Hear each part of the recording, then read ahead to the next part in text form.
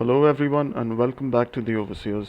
I'm Proelios, joined as usual by my co-host Nightwing, and this is our team preview of the London Spitfire for Season 5 of the Overwatch League. We'll be kicking things off with the tank line of the London Spitfire, starting off with the main tank, or rather one of the tanks now for the team, Hadi. So Hadi is a tank player signed by the team once again after they let him go during the off season, and I thought he was one of the better players on the Spitfire last year, even though the team itself did poorly. He did have a couple of really bad games on Reinhardt, after which it seemed like he was really bad. But I felt he played incredibly well on some occasions as well. Like, let's not forget the flashbang shatter combos he used to land with Hybrid on the Cass, or how he sometimes absolutely clowned on the opposition with his Winston on Numbani defense. I think his wrecking ball is also extremely good. Like, it's known to be formidable as well. You can even see Coach Hayes, who used to coach for the Philly Fusion, review his wrecking ball on his channel. Like, you'll see how good he is. And I felt like the Spitfire had a kind of YOLO attitude in general last year, which affected not only their approach to the league but also their synergy, because it just seemed like they didn't care half the time. You could see on their face cams like a very indifferent look, kind of like they didn't care about the outcome of the match, and that they were just playing because like they could, I guess. But that said, I have watched Hadi down in contenders as well, and he's nowhere close to being a bad player. And I'm not saying he's a Muse or a Gaga or a Fearless, but he's still pretty good. And I think that hedging their bets on him is a pretty good move by the Spitfire. I don't see it the same way at all. I think you could clearly see that, like, the level of domination that Hardy and Molfik showed last year did not translate well into the Overwatch League at all. I think that's one of the reasons that's convinced me that, like, EU contenders is just not a very competitive region, and that if you're gonna get like a real standout player, it's going to be very rare. I think yeah, you can think about his contenders performance a little bit, but you could see that the absolutely terrible performance shown by the entirety of the London Spitfire last year, outside of the addition of SparkR, uh, discounts re-signing most of their players in my eyes. I think they played fairly terribly. I think the tank line was some of the most to blame, actually, and I think Hardy was a big part of that. Uh, I think it's hard to really say that you've been clowning on anyone if you've won a few team fights here and there, or a few maps here and there, and nothing much apart from that. I mean, the proof is in the pudding, really. Like, you look at their standings last year, and you look at how Hardy compares statistically, even to basically every other main tank last year. Uh, I think it's just not convincing, and they they could have probably just gone with someone that's unproven and a little bit of like a more of an unknown quantity instead of going with Hardy. I'm guessing that they couldn't find anyone better than him in tryouts, or maybe they just did not bother. I don't really know for sure, but it's not a signing that I'm particularly excited about. Okay, and I think let's talk about Poko next, uh, who is probably one of the most famous players to ever enter the Overwatch League. Poko had an involuntary break from the league last year because he couldn't travel to Korea due to visa issues, since he was still with the Philly Fusion. And it's quite unfortunate because we would have loved to see Poko and all of his diva bombs, like his Poko bombs as they're called. And also, he's quite flexible in general, so the team would have really benefited from having him in addition to Hotba. But just that's a thing of the past. I do believe Poko is a good player, but I think he's going to have a ton of competition from other off-tank players this year. So he'll probably be good and consistent as usual, but nothing too extraordinary in my opinion. Uh, on an absolute level, I would rely on Poko any day, but if I were to aim for that championship, if I were to aim for deep playoff runs, I don't think Poko might cut it anymore.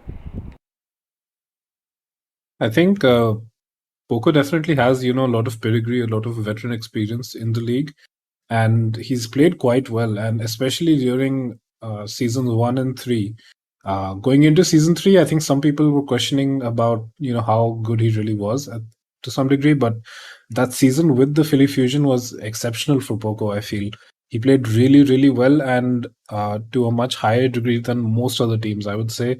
Uh, Apart from the off tanks on probably uh, Shock and Shanghai, I think Poko was competitive with basically everyone else. Uh, and I think after that, in the 2021 season, obviously they had visa issues. Uh, Poko did still play Overwatch. It's not like he left the scene completely. He played for Fusion University, but that wasn't a very great run from that team. And you could see that Poko wasn't really performing very well. The team was not very disciplined. They were kind of just doing whatever, I feel. Obviously, that was sort of a hodgepodge of a team because they just had to pick up whatever EU talent or NA talent they could, and then just run with that. But that said, that along with the fact that he hasn't played in the league in a year does make me slightly less excited to see him. That said, I think he's probably one of the better players on the roster, and in my eyes, definitely the better tank to field. Especially considering that Overwatch 2 is geared toward uh, a higher damage off tank like play for basically each tank, and so you'll probably see players like Poko succeed more than players like Hadi. So I think, despite my slight doubts about him due to the small breaks that he's taken, uh, I think he'll still be a decent tank for this team and should not be the singular factor that drops his team any worse than they already are. Yeah, I agree with you there because Poco's veteran experience and flexibility will definitely propel the team in the right direction for sure. And there's also ChrisTFer coaching them, whom we'll talk about in a bit. So there's some coach to player synergy there as well. But yeah, let's talk about the DPS players first, Nightwing. Starting off with SparkR and Shax, who have been on this team last year as well. Uh, why don't you kick us off on SparkR?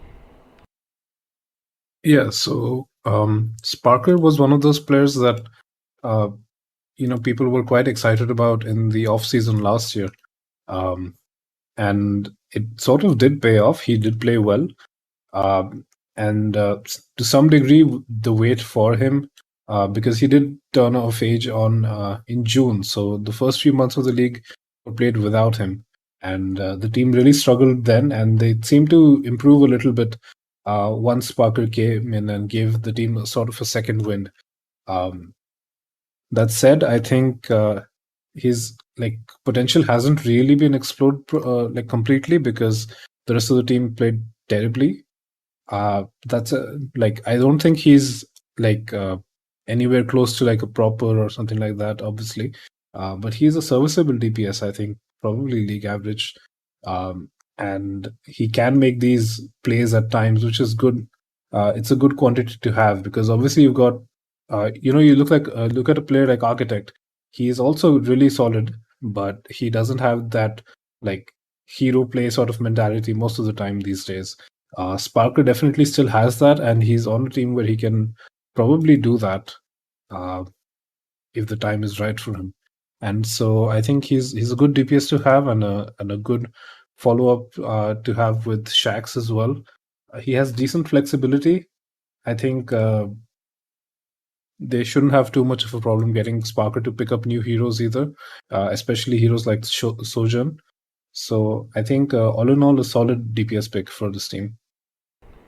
My main concern with Sparker is actually on the flexibility front because we know we can rely on him on heroes like Cass and Hanzo, even on the Tracer, which will probably still be with Shax, seeing as it is his signature hero.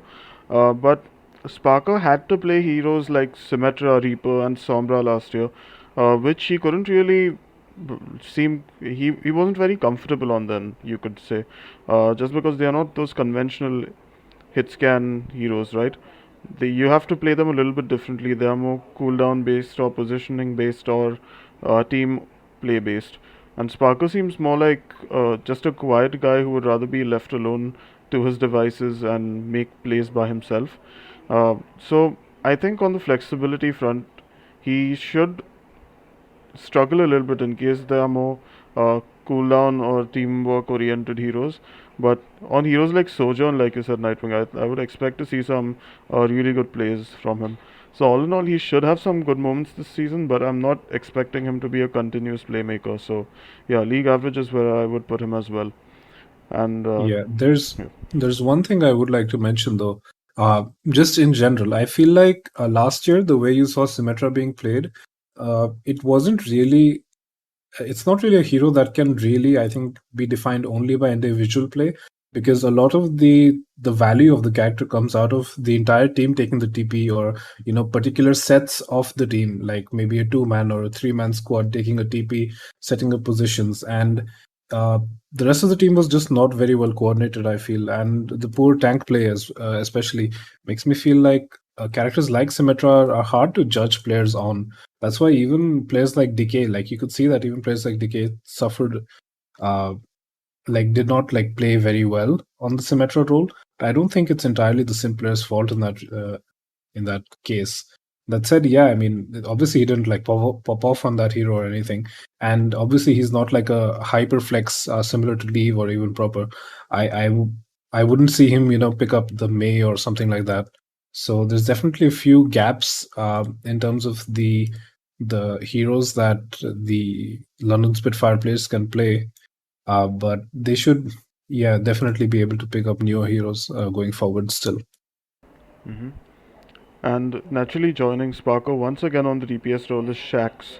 Uh, and before I actually chime in on this, I think I'll let you talk about him, Nightwing, because Shax is uh, a player with his Tracer gameplay front and center um, of his reputation in the league, because he's only really been known for playing Tracer consistently throughout the seasons and making some really good plays on her. We saw him come back in. We saw him come into the LA Valiant roster in season 3 and play Sombra, but we haven't really seen him being that flexible after that. So, would you say that he's still got it in him to be a high value player, not just on the Tracer, or do you think that he's a little bit niche for the league at this point?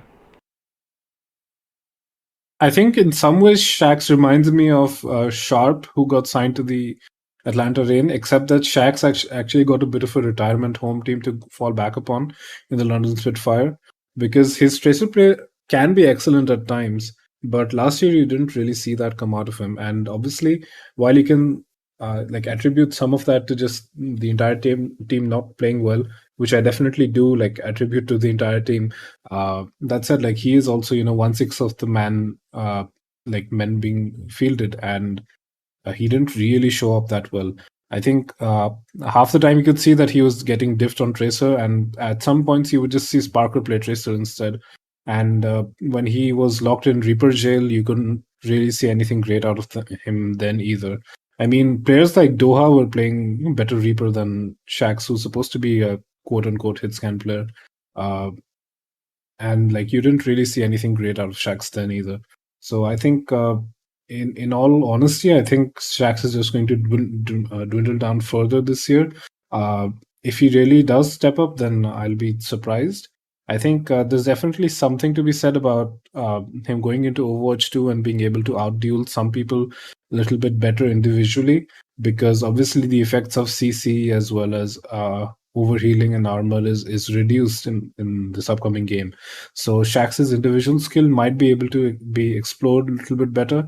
That said, I mean, he's not always going to be the tracer player for this team, because Sparkin can play a perfectly serviceable tracer as well. And it's hard for me to really say if Shax is definitively like better than SparkR on the tracer at the moment, because you could see last year that at times SparkR was actually the correct choice for the tracer at times. But that said, like I think he's a player that just has to reinvent himself to some degree, because uh, after last year's performance, I don't think it's anything to write home about.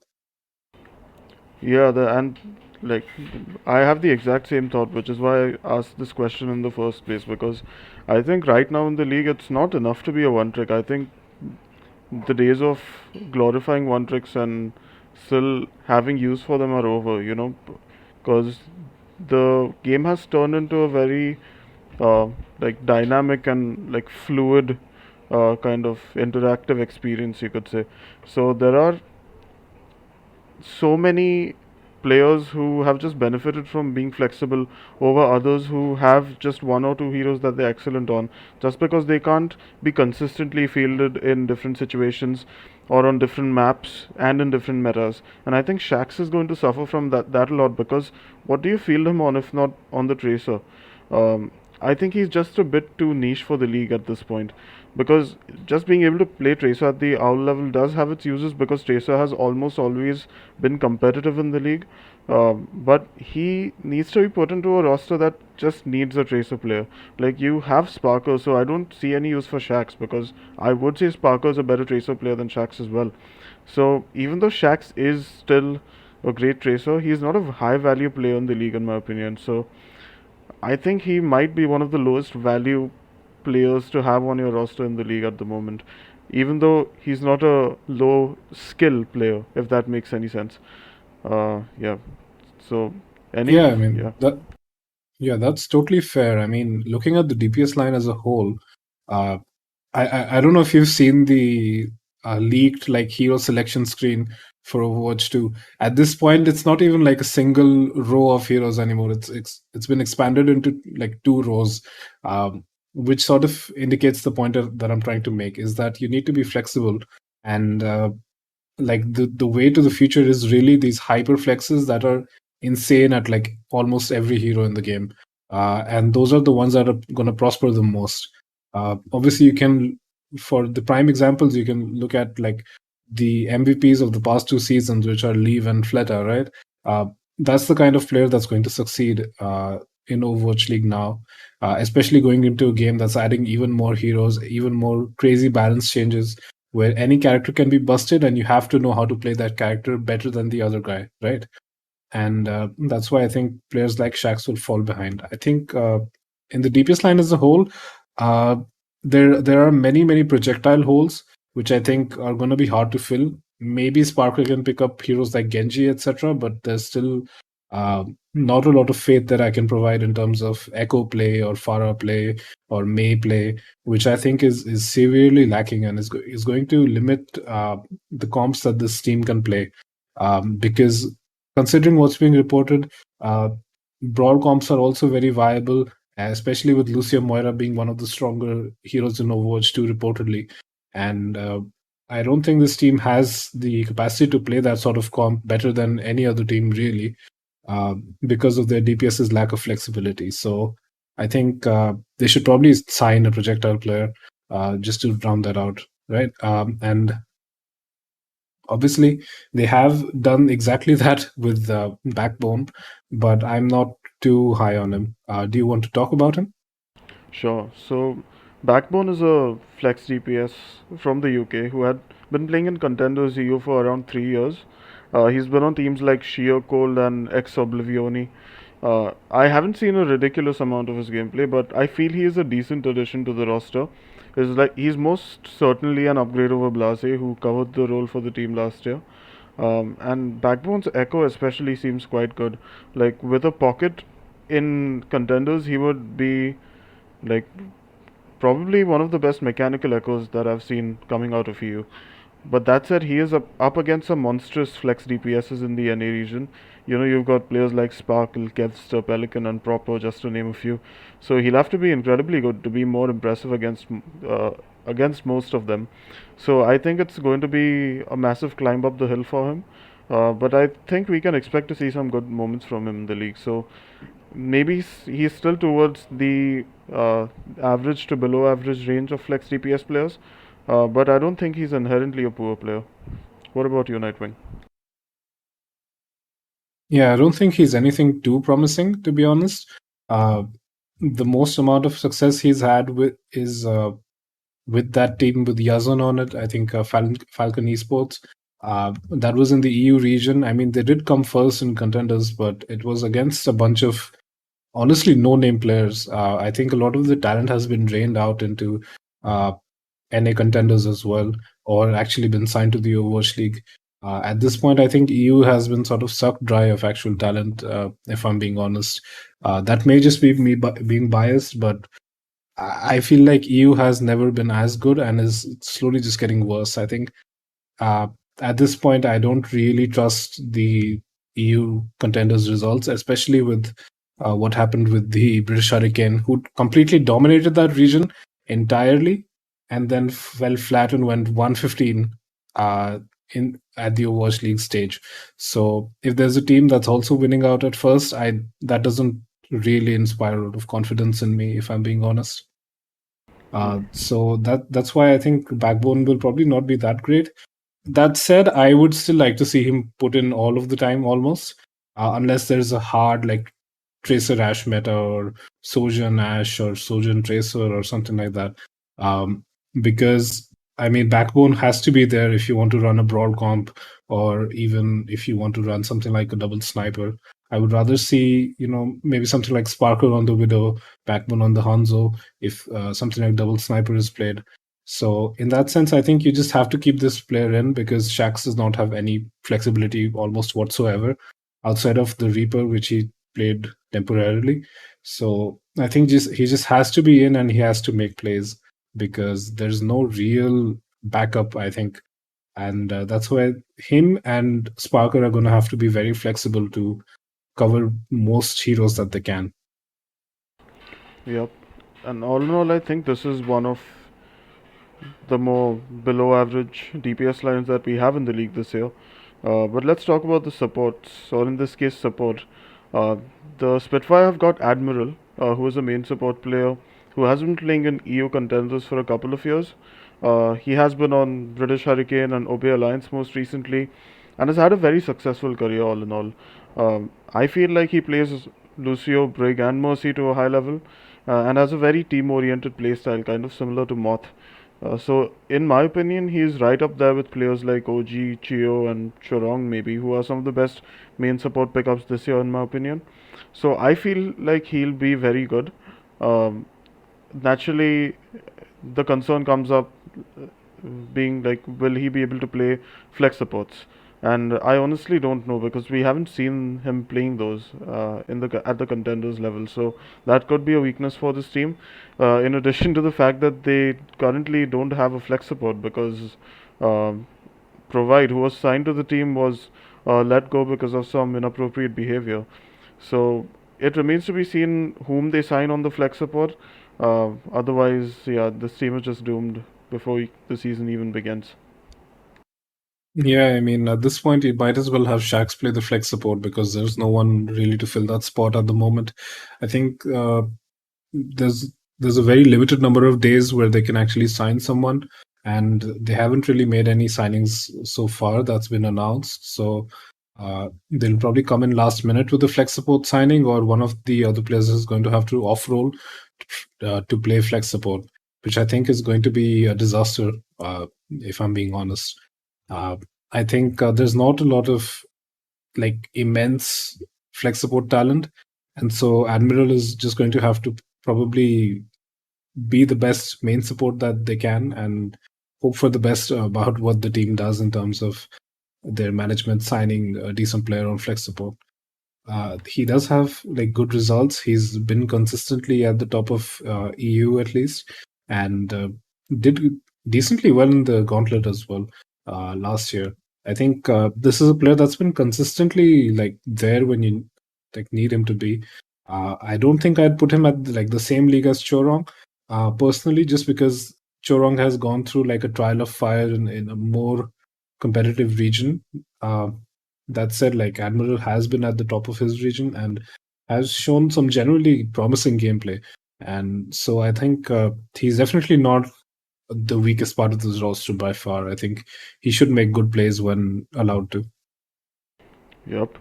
And let's quickly talk about the coaching staff as well. This year, the Spitfire have signed ChrisTFer, who coached the Philly Fusion for 3 years and helped them have a good amount of success.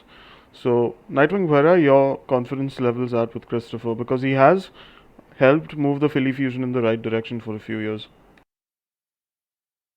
I mean, if you look at what ChrisTFer has provided to the Philly Fusion, uh, he was obviously part of the Philly Fusion in both the 2019 and 2020 seasons, uh, as well as the 2021 season.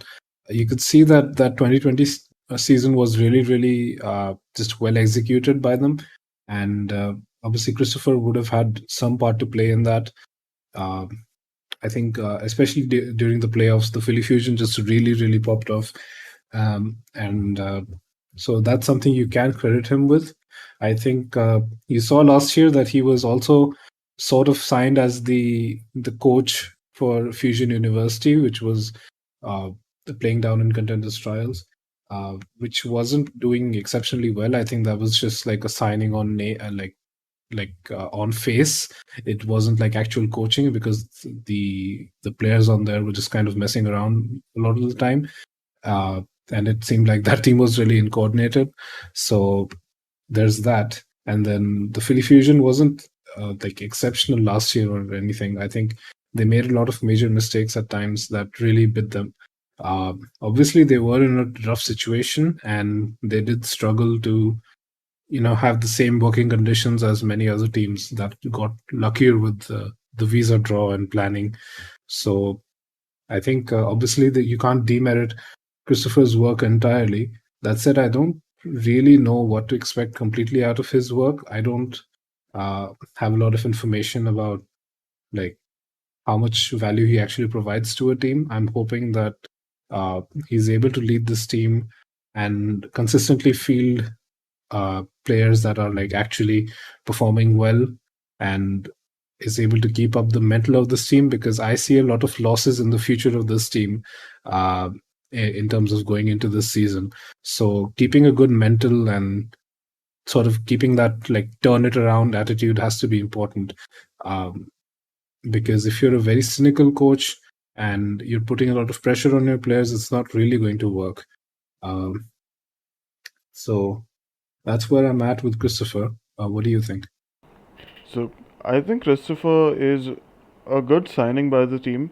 They're certainly moving in the right direction by signing a veteran coach. And even though ChrisTFer may not be able to help this team be a championship winning roster just because of the caliber of some of these players, he can certainly make sure that they don't get absolutely dumpstered by higher caliber teams like they did last year. Uh, I think what this team should aim for right now is getting into some of these regional tournaments and making the deepest playoff runs that they can. I think even just making it to some of these playoffs will be a step up for this team. And as the season progresses, maybe they can try and pick up some new talent.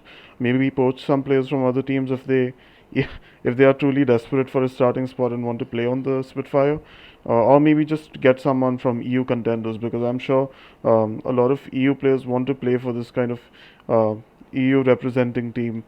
So yeah, I think let's also talk about the assistant coaches with ChrisTFer, who are CommanderX and Spilo.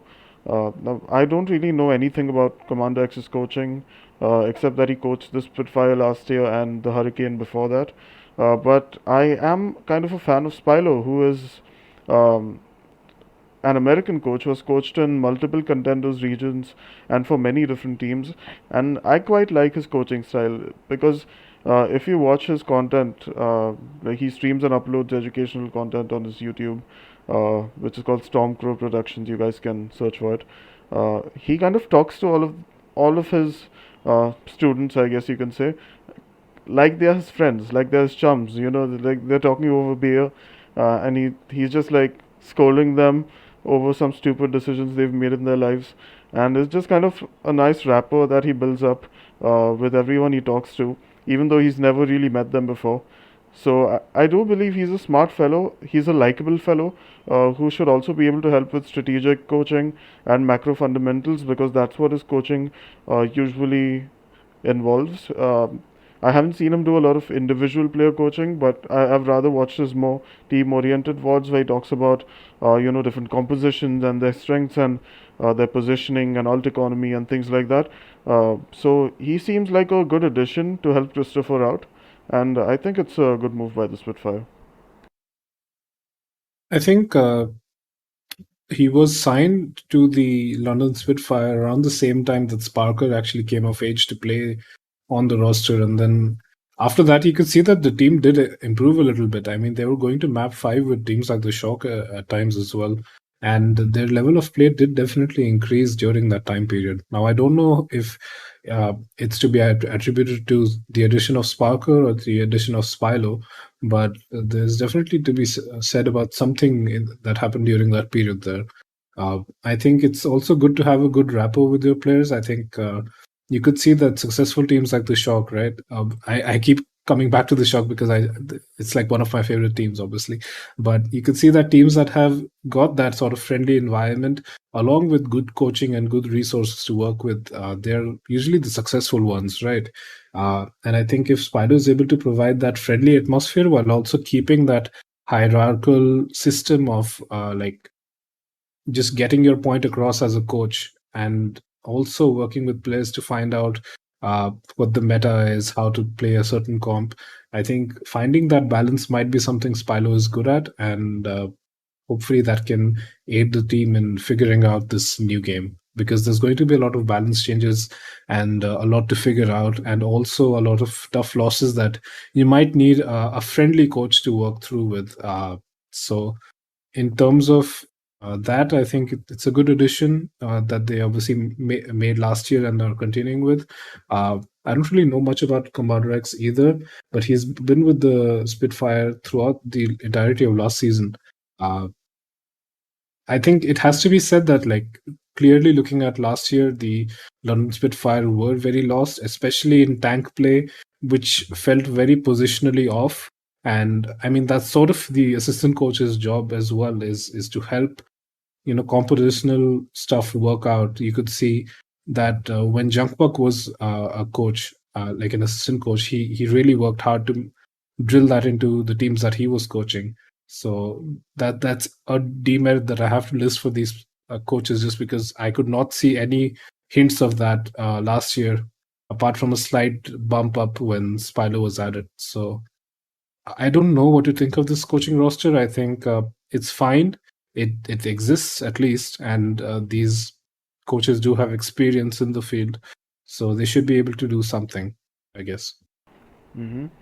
And I think it's going to be really hard for us to place this roster somewhere in the rankings at this moment, naturally, because they don't have a flex support, so the team is just really incomplete.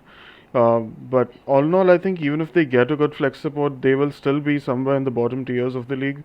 I don't see them going beyond kind of that rank rank 15 or 16 spot at best.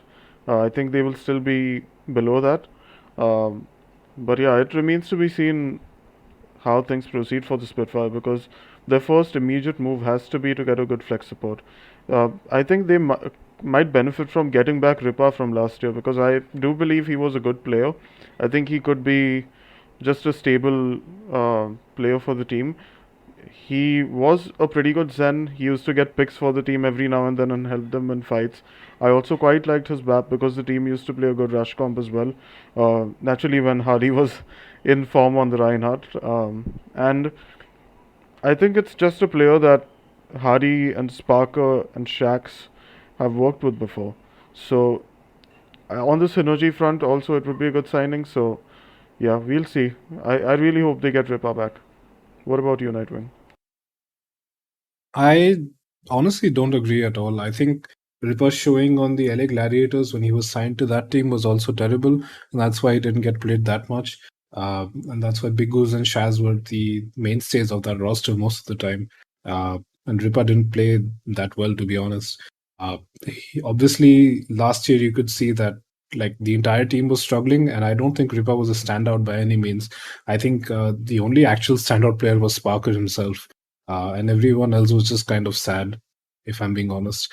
I think it's much more, I think, sensible just to maybe look at the beta, maybe look at honestly just fielding like one of your own players on flex support for a little bit and signing a player that looks really good and up and coming, even if they might be unproven in Overwatch 2, because I think the EU region is kind of drained out of talent at this point. I think unless there's a significantly good player that like you find out in tryouts that's like just beating players left and right that I don't know about, then maybe you sign that kind of person. I think it's better to do that, sign someone that's unproven but has the potential to be really good, rather than sign Ripper, who hasn't really performed in multiple years in the Overwatch League at this point. Hmm. Okay then, and yeah, I think we are done with all the points that we needed to make. Unless you have something to add, uh, or should we round I this episode? think Yep. Yeah, I think in terms of where I think this team will be, I pretty much agree with you that I think they'll be at the bottom. I think other teams that I'm sort of placing at the bottom at the moment, such as the Titans and the Florida Mayhem, are still a little bit of a league above this team, to be honest. They have larger rosters, better flexibility, better caliber of players to some degree, and they don't have Hadi, which is just a plus for me, honestly. Uh, don't have players that severely disappointed, apart from Checkmate for the Florida Mayhem. So I think the other teams are still in a slightly better position compared to the London Spitfire. So I think I'd probably put them at the bottom of NA and close to the bottom of the league. Okay, then. On that note, we'll round off this episode. Thanks a lot for listening, everyone. If you liked our video, remember to leave a like, and we'll see you in the next team preview, which will be about the NYXL. Bye bye.